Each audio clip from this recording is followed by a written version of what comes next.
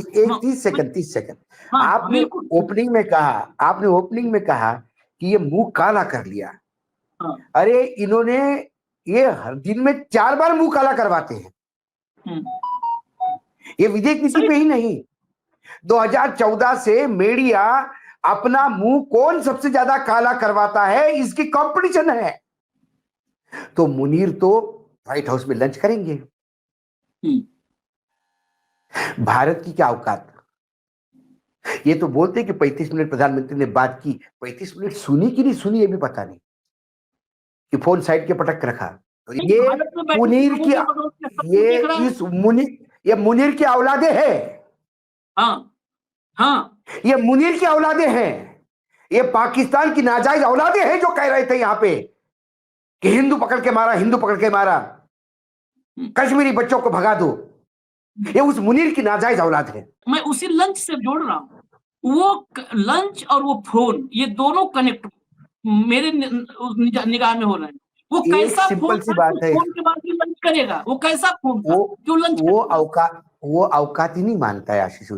भारत की औकात नहीं है उसके सामने कुछ। भारत को एक टुच्चा देश मानता है वो। और हमारा अपमान करवाने के लिए, हमारी स्थिति करवाने के लिए हमारे नेता उसके लिए रिस्पॉन्सिबल है।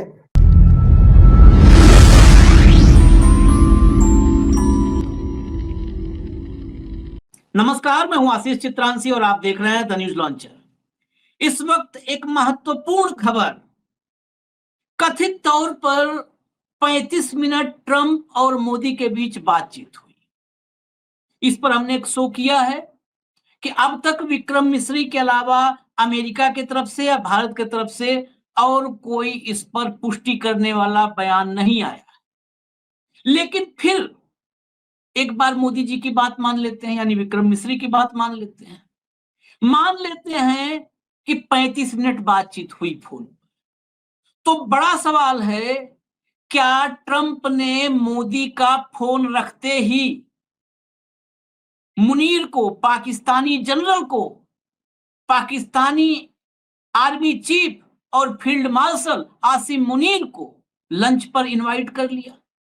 मोदी का फोन रखा, मोदी ने फोन पर सब कुछ बता दिया, साफ कर दिया, एकदम झटका दे दिया, मुंह तोड़ जवाब दे दिया। और मुंह तोड़ जवाब के बाद क्या लंच पर, अपने डाइनिंग टेबल पर इनवाइट कर लिया ट्रंप ने आसिम मुनीर को? क्योंकि अब से कुछ वक्त बाद वॉशिंगटन डीसी के समय के मुताबिक अगर कहें तो 1 PM, दोपहर के 1 बजे, और उस टाइम को अगर इंडियन टाइम से मिलाएं तो वहां का दोपहर का 1 यानी यहां का रात 10:30 बजे, यानी यहां के समय के मुताबिक रात 10:30 बजे ट्रंप के डाइनिंग टेबल पर बैठा होगा आसिम मुनीर। वही आसिम मुनीर जिसके जहर उगलने के बाद भारत में पहलगाम का नरसंहार हुआ। क्या संदेश दिया, कैसा कड़ा संदेश दिया डोनाल्ड ट्रंप? सिर्फ बात यहां तक नहीं है, हमें अपने देश को भी देखना होगा पैनी नजर से। हमें इंट्रोस्पेक्शन करना होगा, आत्ममंथन करना होगा, आत्मावलोकन करना होगा, अपने भीतर झांकना होगा। हमारी मीडिया कैसे प्रोपोगेंडा मशीनरी बन चुकी है ये देखना होगा। और इस कदर बेशर्मी कि हमारे देश की मीडिया ने अपना मुंह खुद काला किया है। आपको दिखाता हूं, अपना मुंह हमारी मीडिया ने काला किया, खुद काला किया है। और मुंह काला करना हमारे समाज में सबसे ज्यादा अगर निकृष्टतम स्तर होता है तो मुंह काला करना होता है। तो अपना मुंह खुद काला किया है। लंच पर ट्रंप के साथ बैठने से पहले, यानी खाना की थाली आने से पहले, निवाला मुंह में जाए हलक के नीचे उतरे, उससे पहले मुनीर ने भारत के खिलाफ जहर उगला है। और इस कदर जहर उगला है कि भारत के 2 टुकड़े करने की बात किया अमेरिका में खड़ा होकर। ट्रंप के टेबल पर, खाने वाली मेज पर जाने से पहले भारत के 2 टुकड़े करने की बात किया है। भारत की फॉरेन पॉलिसी के लिए इससे शर्मनाक दिन नहीं हो सकता है, इसको माने ना माने। इस पर बात कोई करे ना करे। लाइए भाव को चर्चा में फटाफट एक एक चीज दिखाएंगे, कुछ भी कपोल कल्पित नहीं होगा। स्वागत है भाव। लाइए पहली खबर, लाइए सबसे पहली खबर। मैं पहले शुरुआत करता हूं कि जरा देखिए, टाइम देखिएगा 14 जून, 14 जून, ऊपर देखिए एनबीटी नवभारत टाइम्स। मैं सिर्फ सैंपल दिखा रहा हूं, नहीं तो 100 उदाहरण हैं, आप खुद चेक कर लीजिएगा। आसिम मुनीर को बुलाया ही नहीं, अमेरिका ने निकाली पाक आर्मी चीफ के यूएस परेड में गेस्ट बनने के दावे की हवा, बताया सच। भारत में करीब 48 घंटे भाव जश्न मना है। मतलब ये भी नहीं सोचते हैं, ये यहाँ पर इतने इतने घृणित हो गए हैं ये सब, ये भी नहीं सोचते कि कल का दिन आएगा, और कल का दिन आएगा तो क्या दिखाएंगे मुंह अपने बच्चों को, घर में बच्चे भी होंगे, कहेंगे अरे पापा कितने बड़े झूठे हो। देखिए आशीष अगला जी, देखिए। एक 30 सेकंड हाँ आपने बिल्कुल। ओपनिंग में कहा कि ये मुंह काला कर लिया। हाँ। अरे इन्होंने ये हर दिन में 4 बार मुंह काला करवाते हैं। ये विजय किसी पे ही नहीं, 2014 से मीडिया अपना मुंह कौन सबसे ज्यादा काला करवाता है इसकी कंपटीशन है, और काले मुंह वालों को नवाजा जाता है। ये भेड़िए हैं पत्रकारिता के आड़ के पीछे, जो ये पत्रकारिता का नाम बदनाम कर रहे हैं। अपने देश को आप धोखे में रखने के लिए। अगले दिखाइए, मैं सैंपल दिखा रहा हूं, सैंपल ये देखिए, हिंदुस्तान। ये सब हमारे देश में लोग पढ़ते थे पहले खबरों के लिए। अमेरिका ने आर्मी डे पर पाक सेना प्रमुख आसिम मुनीर को नहीं बुलाया, व्हाइट हाउस ने दी सफाई। बताइए, व्हाइट हाउस ने सफाई दी। चलिए अगला, आगे लाइए। ये देखिए अडानी का चैनल है। पाकिस्तानी जनरल मुनीर पर अमेरिका ने दी सफाई तो बीजेपी ने कांग्रेस से की माफी की मांग। अब आज कौन अभी भाव बताएंगे, आज माफी मांगे कि क्या करें सब। आई अगले अगला। हाँ, फिर वही अडानी का चैनल, हमने तो नहीं बुलाया, बिन बुलाए मेहमान पाक आर्मी चीफ मुनीर की अमेरिका ने फिर कर दी किरकिरी। अब हटा दीजिए, इतना सैंपल बहुत है, मैं कह रहा हूं 100-200 अगर खाली ये स्क्रीनशॉट ही दिखाएं। अब जरा आते हैं खबर पे। फिर आज देखिए यही मुंह काला करवा रहे हैं। आज की खबर दिखाइए, खबर दिखाइए। अमेरिकी राष्ट्रपति ट्रंप के साथ पाक फील्ड मार्शल आसिम मुनीर करेंगे लंच, कांग्रेस ने जमकर साधा निशाना। हटा दीजिए, निशाना क्या साधा, हम कांग्रेस पर चर्चा नहीं करते क्योंकि ये उस लायक के लोग भी नहीं है। लाइए पीटीआई दिखाइए, भारत की न्यूज एजेंसी है। देखिए story, US president Trump to host Pak army chief for lunch. ये होस्ट, मेजबान है आसिम मुनीर के लंच की मेजबानी डोनाल्ड ट्रंप कर रहे हैं। ये हमारे लिए सामान्य खबर नहीं है, इसको दिखाएंगे नहीं सर। अगला लाइए स्क्रीनशॉट, अगला लाइए। अब वो पोर्शन भी दिखा देते हैं, तब चर्चा पे आगे चलेंगे। अमेरिका पहुंचते ही पाकिस्तानी आर्मी चीफ आसिम मुनीर ने दिखाई औकात, उगला जहर, बोले भारत तोड़कर। मतलब भारत तोड़ेंगे, 1971 का बदला लेंगे हम, भारत तोड़कर मानेंगे, ये कह रहा है पाकिस्तान में खड़ा होकर के। अगला लाइए, ट्विटर की खबर, ये बहुत जरूरी है। पाकिस्तान के एक वरिष्ठ पत्रकार अयाज सैयद ने एक टॉक शो में बताया कि पाकिस्तानी सेना प्रमुख सैयद आसिम मुनीर ने अमेरिका में दिए गए अपने भाषण में कहा कि वे भारत को तोड़कर 1971 की जंग का बदला लेंगे। वाशिंगटन में मौजूद भारतीय नागरिक नोमान मुगल ने भी दावा किया कि मुनीर ने कहा कि हमने चीन के साथ मिलकर भारत के खिलाफ जंग लड़ी है। अब देखिए कुछ भी हिडन नहीं। सैयद आसिम मुनीर ने कहा कि पाकिस्तान ने भारत के खिलाफ 5 स्तरों पर जंग लड़ी है, जिनमें साइबर वारफेयर भी शामिल है। उन्होंने दावा किया कि पाकिस्तानी हैकरों ने भारत के 70% ग्रिड स्टेशन हैक कर बंद कर दिए। साथ ही यह भी कहा कि पाकिस्तानी ड्रोन दिल्ली और गुजरात तक पहुंच गए थे। मुनीर ने एक और दावा करते हुए कहा कि भारत की ट्रेन व्यवस्था को भी हैक कर लिया गया। हालांकि इन दावों का अब तक कोई सबूत नहीं दिया है और भारत की ओर से भी अब तक इस पर कोई प्रतिक्रिया नहीं आई है। आखिरी लाइन ध्यान रखिएगा, भारत की ओर से कोई प्रतिक्रिया नहीं आई। ठीक, अगला जो मैं दिखाने वाला हूं भाव, ये देखिएगा, ये बहुत महत्वपूर्ण है। ये जब अभी आप आगे इस कथा को बढ़ाएंगे तब इसमें बहुत महत्वपूर्ण है। आसिम मुनीर ने अमेरिका में दिए गए अपने भाषण में कबूल किया कि भारत के खिलाफ लड़ाई में पाकिस्तान को चीन से हथियार और सैन्य उपकरण मिले थे। First point. दूसरा, उन्होंने दावा किया कि पाकिस्तान ने इन हथियारों का ऐसा इस्तेमाल किया कि चीन भी उनकी तैयारी से प्रभावित हुआ। दूसरा पॉइंट, इस दौरान मुनीर ने आतंकवाद के मुद्दे पर अमेरिका को जिम्मेदार ठहराया। सोचिए, खाना खाने जा रहा है, उसके पहले उसी अमेरिका में खड़ा होकर के अमेरिका को जिम्मेदार ठहराया। उन्होंने कहा कि अफगानिस्तान में सोवियत संघ के हमले के बाद अमेरिका की मदद से पाकिस्तान में जिहादी कल्चर पनपा और यही आगे चलकर कई आतंकी संगठनों की जड़ बना। बस हटा दीजिए। सोचिए, मैं ये कह रहा हूं कि डिप्लोमेटिक से हम कहां खड़े हैं, हम कहां खड़े हैं? तो अमेरिका गाली दे के वहीं पे लंच कर रहा है। आशीष जी, एफएटीए के ग्रे लिस्ट में नहीं आने के लिए पाकिस्तान आतंकवाद से अपने आप को दूर बताता है और यही मुनीर अब अमेरिका के धरती से एफएटीए की ग्रे लिस्ट से बाहर आने के बाद यह कहता है कि हमारे यहां आतंकी संगठन पनपे तो अमेरिका के हिसाब से। इनके सारे दावों में कितना सच कितना गलत ये तो आप विश्लेषण करेंगे, लेकिन मोटे तौर पे जो उन्होंने अमेरिका को जिम्मेदार ठहराया वो यकीनन अमेरिका ही जिम्मेदार है। अफगानिस्तान में तालिबान को मजबूत किया लड़ने के लिए, और फिर जब रशिया चला गया, तालिबान के जो लड़ाकू हैं उनको कोई काम नहीं है, वो भाड़े पे अब पाकिस्तान उठा रहा है भारत के खिलाफ। उन्होंने कहा कि हमने जंग कई जगह पे लड़ी है, हमने साइबर हैक किया है, साइबर हैकिंग करवाई है, हमने ट्रेन उनकी हैकिंग करवाई है, हमने ये करवाया वो करवाया। पाकिस्तान यही करेगा क्योंकि आमने सामने लड़ने का औकात नहीं।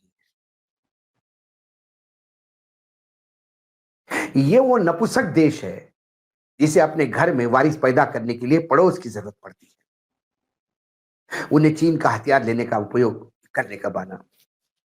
लेकिन क्या पूरे विश्व समुदाय के सामने ये बता पाए हम कहां फेल हो गए? ये शशि थरूर जो जुल्फे घुमा घुमा के घूमता है और बड़े अंग्रेजी में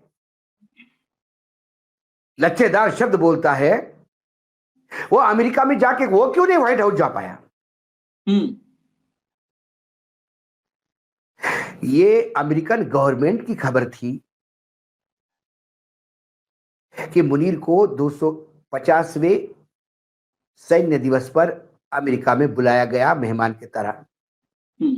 ये खबर पे हमने शो भी किया था और हमने शो किसी के कहने पे नहीं किया था, हमने शो अमेरिकन गवर्नमेंट के उस इनविटेशन पे किया था।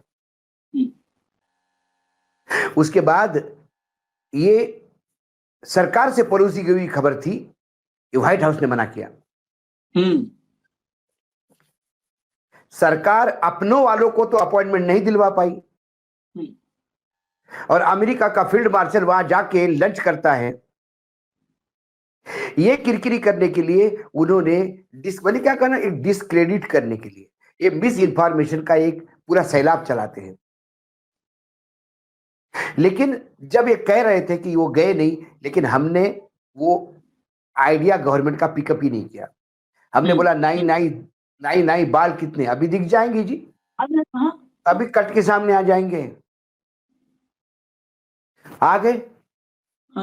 अब यही चैनल वाले कह रहे कि लंच पे बुलाया मुनीर को, क्यों नहीं बुलाएंगे लंच पे? जिस अमेरिका का सेंट्रल कमांड का कमांडिंग ऑफिसर, जनरल रैंक का अधिकारी अमेरिका के पार्लियामेंट के सदस्यों के सामने, जो सिक्योरिटी की कमेटी है उसके सामने ये बयान देता है कि पाकिस्तान आतंक के खिलाफ लड़ने के लिए अमेरिका का सबसे विश्वसनीय पार्टनर है। तो आतंक के खिलाफ यदि विश्वसनीय पार्टनर मुनीर है तो मुनीर तो व्हाइट हाउस में लंच करेंगे। भारत की क्या औकात? ये तो बोलते कि 35 मिनट प्रधानमंत्री ने बात की, 35 मिनट सुनी कि नहीं सुनी ये भी पता नहीं, कि फोन साइड के पटक रखा और ये बोलते रहे। 35 मिनट प्रधानमंत्री की हमारे ये औकात कर दी उन्होंने कि प्रधानमंत्री मेरे देश का, आज मुझे बुरा लगता है, भारत का प्रधानमंत्री ये हमारी नाक है, ये मस्तिष्क है हमारा, ये स्वाभिमान है इस देश का। सवाल मोदी जी के अपमान का नहीं, सवाल इस उपमहाद्वीप के प्रधानमंत्री के अपमान का है। ये तुम्हारे और मेरे अपमान का है आशीष। हाँ, ये देश मेरा है, किसी के बाप का नहीं है। लेकिन मुझे दुर्भाग्य है कि हमारे ऐसे नाकारा नेतृत्व हमारे सामने आया है कि खुद का अपमान बार बार करवाती है और देश को लज्जित करवाते हैं। क्या 35 मिनट में आपने बोल दिया? क्या मन की बात की आपने उससे, जो मुनीर को लंच में बुला रहा है? और ये मुनीर कह रहा है, चीन नहीं मुनीर साहब, पूरा अमेरिका का भंडार लेके आइए, शस्त्र भंडार। भारत की 1 इंच जमीन को छू नहीं सकते आप। भारत को तोड़ने की बात अलग है। ये तो डरपोक नेतृत्व था मेरे देश का, जो इस बार ऑपरेशन सिंदूर में ही बलूचिस्तान का काम हो जाता। और देश कैसा टूटते हैं एक बार और बताते हैं, क्योंकि मुनीर की याददाश्त कम है। बांग्लादेश का जन्म कब हुआ और कैसा हुआ, उसकी आंच अभी इसने झेली नहीं, इसलिए इसकी औकात हो गई कि अमेरिका के धरती पे भारत के खिलाफ जहर उगलता है। यह हवाबाज है। बोल के बोलने से पहले तो आ और बता कैसा तोड़ता है भारत। चीन के भरोसे तोड़ेगा, अमेरिका के भरोसे तोड़ेगा। हमारा नेतृत्व नकारा है, मेरा सैन्य नहीं। आज भी इस देश के फौज के लिए पूरा देश नतमस्तक होता है। नाकारा नेतृत्व को भी ये फौज चुनाव, ये जंग जितवा देती है। क्योंकि मेरा जो फौजी है ना, जो अपने सीने पे गोली झेलता है, चाहे समुंदर हो, चाहे हवा हो, चाहे तपता रेगिस्तान हो या ठंड बर्फ के शिखर हो हिमालय के, उसका स्वार्थ नहीं है आशीष। उसका स्वार्थ अपने परिवार के लिए भी नहीं है। उसकी सिर्फ एक जिम्मेदारी है कि ये भारत माता की धरती पर किसी नापाक का कदम नहीं पड़ने दूंगा। मोदी जी स्वार्थी है, एक गौतम अडानी के चक्कर में देश को बेच रहे हैं। वो स्वार्थी हो सकते हैं, ट्रंप स्वार्थी हो सकता है, अपने परिवार के भले के लिए अमेरिका में घुस के बैठ सकता है। लेकिन लोकतंत्र में विश्वास रखने वाले लोग पाकिस्तान को चिमटे से नहीं छुएंगे, क्योंकि जहां लोकतंत्र की रोज हत्या होती हो, जहां मानव अधिकार नाम की कोई चीज हो ही नहीं, वो मुल्क जीतने की बात करती है तो हंसी आती है। इसीलिए मैंने कहा था, ये हमारा डरपोक नेतृत्व है जो वो गिड़गिड़ाए और इन्होंने कहा कि सीज फायर। और ये मैं फिर कहता हूं, ये उनके गिड़गिड़ाने पे सीज फायर नहीं हुआ। उनके गिड़गिड़ाने पे सीज फायर होता तो ये पीओके में जाके अपने सैनिकों को नहीं कहता कि तुम जाबाज हो, तुमने चुनाव युद्ध जीता है। ये अमेरिका में नहीं कहता कि हमने युद्ध जीता है और हम मुंह तोड़ जवाब देंगे। कितनी बार मुंह पे खाई है, भारत के टुकड़े कर देंगे। 10 जन्म लेने पड़ेंगे मुनीर, 10 जन्म लेने पड़ेंगे। तुम्हारे यहां तो पुनर्जन्म भी नहीं है।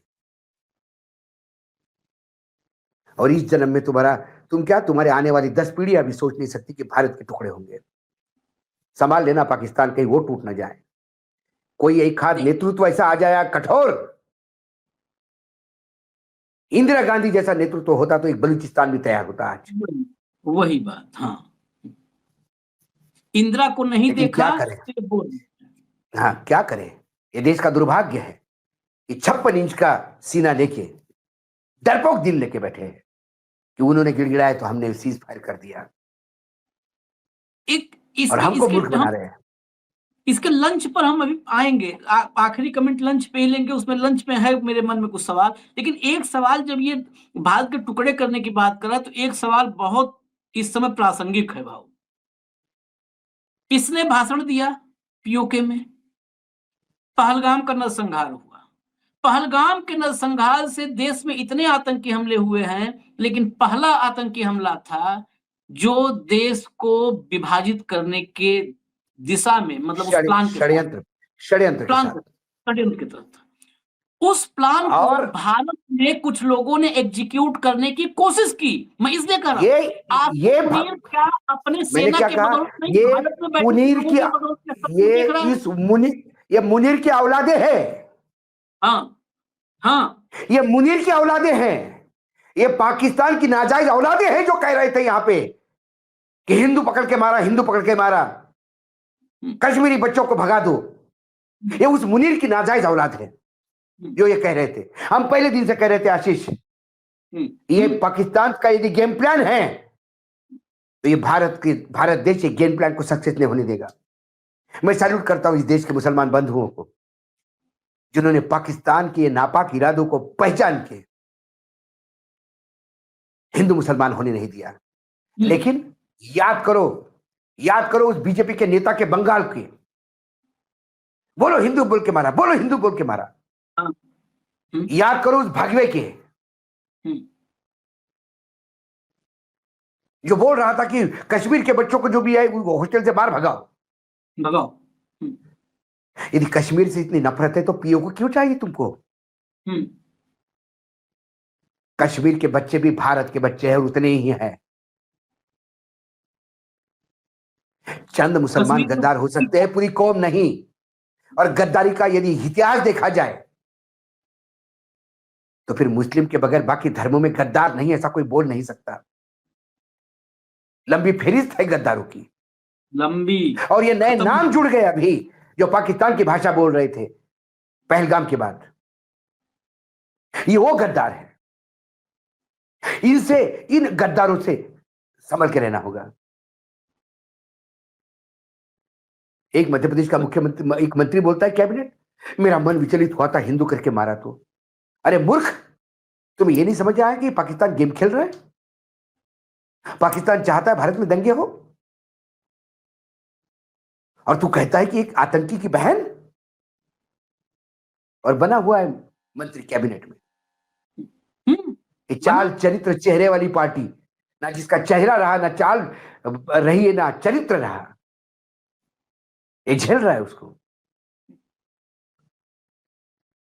बीजेपी का पूरा इकोसिस्टम ही उस दौर में लगा था ये स्टेब्लिश करने में कि हिंदू पूछ के मारा, हिंदू मतलब हिंदू मुस्लिम का एंगल स्टेब्लिश करने में पूरा इकोसिस्टम। मसूरी का मुझे विजुअल्स याद है, मसूरी में कश्मीरी बेच रहे थे, उनको गालियां देकर के भगाया मारा। कितने जगह से स्टूडेंट्स को भगाया मारा। आप चंडीगढ़ से स्टूडेंट को भगाया, चंडीगढ़ से स्टूडेंट को भगाया। देश भर और उन मुसलमान, अरे मैं बोल रहा हूं जो लोग बचे थे पहलगाम में, उनकी बात सुनने को कोई तैयार नहीं। इन्हीं बीजेपी के नेताओं में से एक था जिसने कहा कि मैं कैसे एहसान मानूं उन मुसलमान भाइयों के जिसने मेरे परिवार को पुनर्जीवन दिया। अरे एक मुसलमान का अकेला बेटा, अकेला कमाने वाला, वो भिड़ गया आतंकियों से और शरीर छलनी करवा लिया। और ये हिंदू मुसलमान करते रहे। देखिए एकनाथ शिंदे कैसे भी हो, लेकिन एक मामले में मैं उनको सैल्यूट करता हूं कि उस मुसलमान के घर उन्होंने 5 लाख रुपए की मदद भिजवाई और कहा कि तुम्हारा घर हम बनवा के देते माता जी। यह है मानवता। एकनाथ शिंदे समझ गए पाकिस्तान का गेम प्लान क्या है, लेकिन भाजपा वाले समझ तो गए थे, लेकिन इस आपदा में अवसर ढूंढ रहे थे। एग्जैक्टली, आपदा में अवसर ढूंढ रहे थे। ये वो गिद्ध है जो लाश के ऊपर रखा हुआ घी भी खा देते। ये आज उसकी बोलने की आज उनकी, क्योंकि उनको मालूम, पाकिस्तान को मालूम है भारत में क्या राजनीति चल रही है और उसी राजनीति में जहर घुलने का प्रयास वो करते हैं। वही मुनीर बोल रहा है। ओवैसी का हमने बहुत राजनीतिक रूप से तमाम फैसलों पर सवाल उठाए हैं, लेकिन ओवैसी ने पहलगाम के बाद ओवैसी ने जो भूमिका अदा की इस देश के लिए, मैं तो कहता हूं एक नया रोल मॉडल बना। रोल मॉडल है। नहीं, एक बात और मैं बता दूं, ओवैसी के विचार कोई भी हो, वो एक कम्युनिटी को बिलोंग करते हैं, वो एक कम्युनिटी की राजनीति करते हैं। और उसमें क्या है, बीजेपी वाले भी तो हिंदुओं की राजनीति करते हैं ना, तो मुसलमानों की राजनीति करते हैं। ठाकरे मराठों की राजनीति करते हैं, शरद पवार मराठों की राजनीति करते हैं, ठाकरे मराठी की राजनीति करते हैं, कोई ओबीसी की राजनीति करता, बहन जी पिछड़ों की राजनीति करती है, कोई कुर्मी की राजनीति करता है, तो कोई बंगाली अस्मिता बेचता है, कोई दक्षिण की अस्मिता बेचता है। बेच तो सभी रहे ना, लेकिन जब देश पे आती है तो फिर मैं किस कौम से हूं ये भूल जाता है ओवैसी। और ये पहली बार नहीं, 10 बार ओवैसी जी ने बता दिया है कि भारत का मुसलमान की चिंता पाकिस्तान ना करे। भारत में पाकिस्तान से ज्यादा मुसलमान सुखी है। ये तो भारत से बैठ के पाकिस्तान में बैठ के बोला कि आप हमारी चिंता ना करो, आपसे ज्यादा हम सुखी है और आपसे ज्यादा अधिकार हमारे पास है। इस पाकिस्तान में कोई हिंदू पूज बोल नहीं सकता सरकार के खिलाफ, लेकिन मैं सरकार के खिलाफ खड़ा होकर दहाड़ता हूं, ये भारत ने दी हुई मेरे को आजादी है, हमारी चिंता मत करो। तो ऐसे संकट के समय ये नहीं, मैं यही कह रहा हूं कि देखिए, मैं बार बार कह रहा हूं, जब से जयशंकर आया तब से डिप्लोमेसी की ऐसी तैसी हो गई। नौकरशाह दिए हुए आदेशों का पालन करता है, उसको खुद करने के लिए बोला जाए तो वो कुछ नहीं करता। वो गूगल है, उसको सवाल पूछो, गूगल बता दे यहां से लखनऊ कितना दूर है, वो बता देगा। लेकिन गूगल के सामने बैठ के ऐसा मन में विचार करोगे कि लखनऊ कितना दूर है, तो गूगल नहीं बताएगा। गूगल नहीं बताएगा जब तक आप पूछोगे नहीं। न लखनऊ लेके जाएगा, गूगल लखनऊ लेके जाएगा। सवाल जो हम शुरू किए थे जहां से, वहीं पर आते हैं। मोदी, मैंने कहा था उस समय भी, मान लेते हैं फोन किया, मोदी 143 करोड़ की आबादी, दुनिया की सबसे बड़ी आबादी वाले देश के प्रधानमंत्री हैं। दुनिया में चौथी इकोनॉमी हुई या नहीं हुई इस पर बहस अलग विषय है, लेकिन चौथी इकोनॉमी मान लीजिए, अब तो कगार पर है, चौथी इकोनॉमी। उस देश का प्रधानमंत्री अमेरिकी राष्ट्रपति को फोन करता है, और भारत और पाकिस्तान के जो संबंध हैं और इस वक्त का तनाव, इस परिस्थिति को ध्यान में रखिए।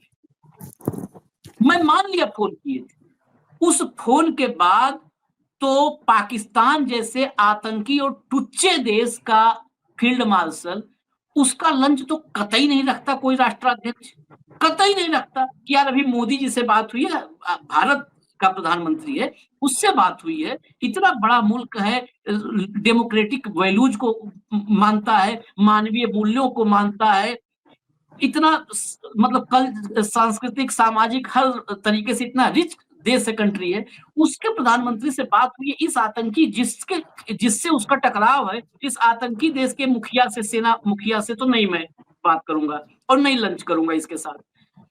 फिर मैं उसी लंच से जोड़ रहा हूं, वो लंच और वो फोन, ये दोनों कनेक्ट मेरे निगाह में हो रहे हैं। वो कैसा फोन सी बात है, फोन के बाद भी लंच करेगा, वो कैसा फोन था, क्यों लंच वो औकात ही नहीं मानता है आशीष। भारत की औकात नहीं है उसके सामने कुछ। भारत को एक टुच्चा देश मानता है और हमारा अपमान करवाने के लिए, हमारी ये स्थिति करवाने के लिए हमारे नेता उसके लिए रिस्पॉन्सिबल है, जिम्मेदार है। नहीं तो जब भारत आजाद हो गया तब तो भारत बहुत गरीब देशों में एक था, अंग्रेज सब लूट के चले गए थे, तब भी भारत की अस्मिता बनी रही। नेहरू जी गए, शास्त्री आए, युद्ध हुआ पाकिस्तान के साथ, तब भी भारत की अस्मिता एक बनी रही। इंदिरा जी आई, गरीबी हटाओ का नारा, देश लड़ रहा है, अंदरूनी सियासी हलचल है। उसके बाद जिस अमेरिका के गेहूं पे हम डिपेंड करते थे, उसी अमेरिका को आंखें दिखा के आ गई, अस्मिता बनाए रखी। राजीव गांधी आए, जिनको छाता लेके अमेरिका का राष्ट्रपति रिसीव करता है। मनमोहन सिंह जी प्रधानमंत्री बने, जिसके लिए ओबामा कहता है कि रिस्पेक्टेड सर, देश के हर देश का राष्ट्रपति, वो राष्ट्राध्यक्ष उसको इकोनॉमिकल प्रॉब्लम लेके जाता है, अटल जी प्रधानमंत्री बने, पूरे विश्व में डंका बजा, लेकिन अटल जी को जाके वहां अपना सम्मान नहीं करवाना पड़ा, क्योंकि अटल जी विदेश मंत्री थे तो पूरे विश्व में डंका बजा के आए थे। यूनाइटेड नेशंस में जब अटल जी बोले तो पूरा विश्व स्तब्ध होकर सुन रहा था। उन्हें पता था प्रधानमंत्री कौन। ये दुर्भाग्य है, वर्तमान नेतृत्व इतना नाकारा साबित हुआ कि हमारे दुश्मनों को गोद में बिठा के हमें लताड़ा जाता है और हम हमारे देश में खुद का महिमा मंडन करवाते हैं अपने ही चार ताली बजाने वाले पेरोल पे रखे हुए लोगों के कि बहुत बढ़िया, बहुत बढ़िया, बहुत बढ़िया। पता नहीं पूरा देश कव्वालों की टोली हो गया है, सब ताली बजा रहे, थाली बजा रहे, और जिनको बुरा लग रहा है उनको बताने की जगह नहीं। ये क्रोध व्यक्त क्यों होता है? इसीलिए होता है क्योंकि हम असहाय महसूस करते हैं अपने आप को। मुनीर इतनी बड़ी बात बोल जाए और आज सब चुप है। मुनीर के इस पे चुप है। लंच सबसे बड़ा डिप्लोमेटिक फ्लेवर है। और एक बात और आखिर में, बस इसी पे चर्चा खत्म करेंगे। ठीक है, हम राजनीतिक व्यवस्था पे चर्चा कर रहे हैं, मोदी पर, जयशंकर पे चर्चा कर रहे हैं, हमें अपने भीतर भी झांकना हो। 20 जनवरी को राष्ट्रपति के रूप में कुर्सी पर डोनाल्ड ट्रंप नाम का व्यक्ति दोबारा बैठता है। अभी 20 जून नहीं आया है, 5 महीने नहीं पूरे हुए। Non approval rating 55% 55% non approval rating, जो 52% जिसकी अप्रूवल रेटिंग थी, अलग अलग जो 3 सर्वे आए हैं आज ही, 38% पे आ गई है अप्रूवल रेटिंग। 38% पर ऑल टाइम लो, जितने राष्ट्रपति हुए अमेरिका में सबसे नीचे आ गई 5 महीने में। नॉन अप्रूवल रेटिंग 52 से 55% है, 3 अलग एजेंसियों के जो सर्वे आए हैं। और वहां पर ये डी वोटर ई वोटर नहीं करता कि जो है बस खुश रहना चाहिए। वहां पे ऐसा होता है कि वहां पर तो झूठ का मीटर, लाई मीटर चलता है कि राष्ट्रपति कितना झूठ बोला। मीडिया वहां की ऐसी है। अरे राष्ट्रपति का भाषण बीच में टेलीकास्ट करते करते चैनल रोक देता है, बोलती इससे ज्यादा झूठ हम लोगों को नहीं सुनवाना चाहते। तो 55% नॉन अप्रूवल रेटिंग ये है, क्योंकि वो व्हाट्सएप पर नहीं चलता देश, वो आईटी सेल के पोस्ट पर नहीं चलता कि शेयर करो जो है ट्रंप 5 महीने में इतनी नीचे। और एक आंकड़ा और बहुत चौंकाने वाला है, रिपब्लिकन पार्टी का नेता है। और जो सर्वे भी आया, ईरान के साथ युद्ध हो या ना हो, ट्रंप के खिलाफ, मतलब ट्रंप के मत के विपरीत 53% रिपब्लिकन सपोर्टर है। रिपब्लिकन, आप कल्पना कीजिए, ये होती है डेमोक्रेसी। अमेरिका को अगर कोई बचाया है तो वहां की जनता जो डेमोक्रेटिक वैल्यू के साथ वो बचाइए, नहीं तो ट्रंप जैसे लोग डुबा चुके होते। लेकिन वहां की जनता डूबने नहीं देगी। ट्रंप जैसे लोगों को 4 साल का कार्यकाल होता है, वही पूरा कर ले तो बहुत बड़ी बात होगी, बहुत बड़ी बात होगी।